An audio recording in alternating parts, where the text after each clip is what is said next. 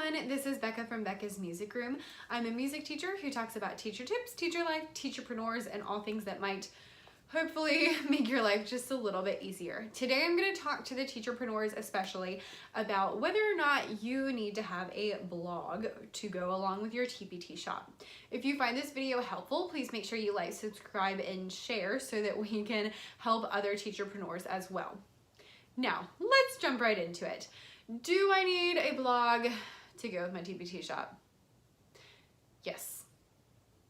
I could pretty much just stop the video there, but that wouldn't really help answer your question.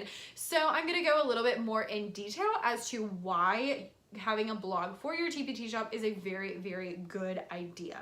Of course, you don't have to do it, but I really would suggest that you do. So one reason that blogs are really helpful is because it gives you a chance to kind of explain your products before people buy them. So I do this a lot. If I have, especially like a lesson on my TPT shop that maybe people are not familiar with, I'll make a blog post where I talk about the whole lesson. I mean, I'm not leaving anything out. It's all there for free.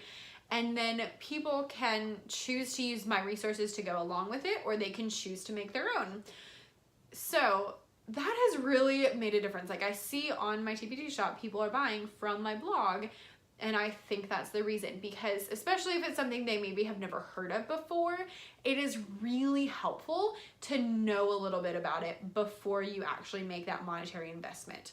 I know that, you know, spending $3 or $4 or $5 doesn't seem like a big deal, but I know from personal experience, like I'm a teacher, I don't have a lot of money, and so I, agonize over this little $2 product, which is kind of silly, but I do anyway. So being able to explain something, and like especially if you can show pictures of maybe your kids or maybe you pretending to be a kid using the activity, it really makes a huge difference. Like it just helps them understand it better.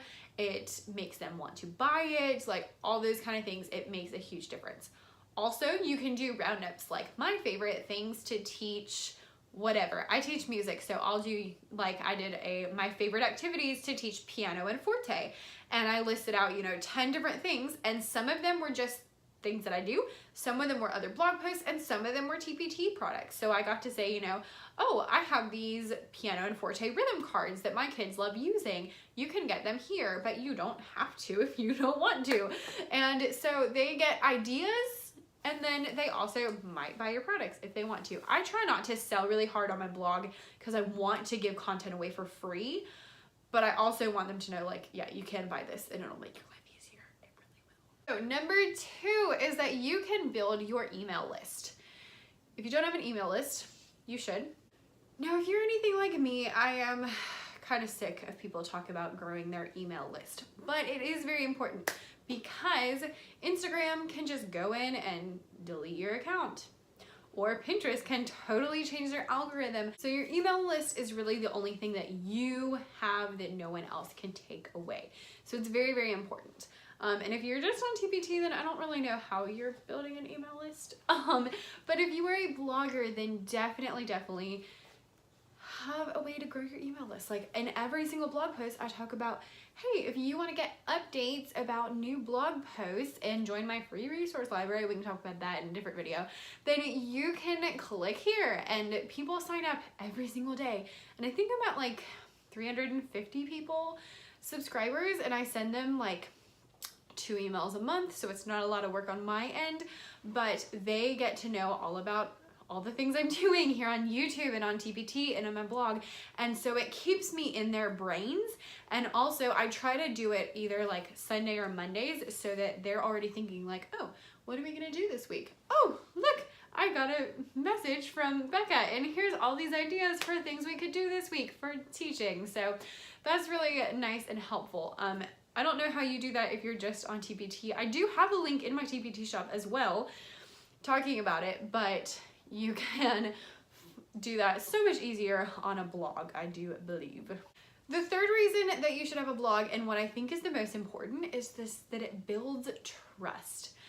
I know personally that I do a lot more Pinteresting blog looking than I do on TPT because I know that I can get things for free on Pinterest versus having to pay on TPT. Now, of course, there are free products, but just personally as a teacher, like I look at Pinterest first and I look for things there that I can use for free. And there are certain bloggers that I could literally sit here and name bloggers for you that are like the people in music education that I look for when I need a lesson. So how do you get that? By having a blog, having free content to share with people so that they now know you, they trust you, and they like you. Maybe they start following you on Instagram. Like all those kind of things come from having a blog. Now, do you have to blog every single day? No. Do you even have to blog a lot? Not necessarily. I do think that it really will help you if you can blog often, but you don't have to.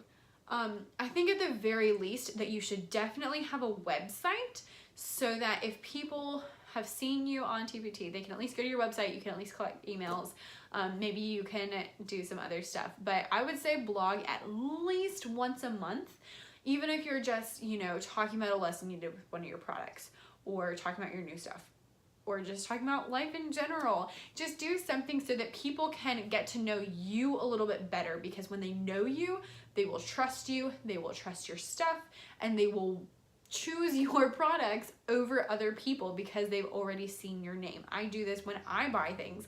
If there is one of the rock stars in music education, like if Eileen Miracle has something up there and then there's someone I've never heard of, I'm going with Eileen Miracles because I know her and I trust her. I've never met her, but I've seen her stuff and I've trusted because I've used her free content on her blog. So you want to be that person. I personally blog once a week. I have done different things. I blogged twice a week for a while when I was first starting to just kind of get a lot of posts up.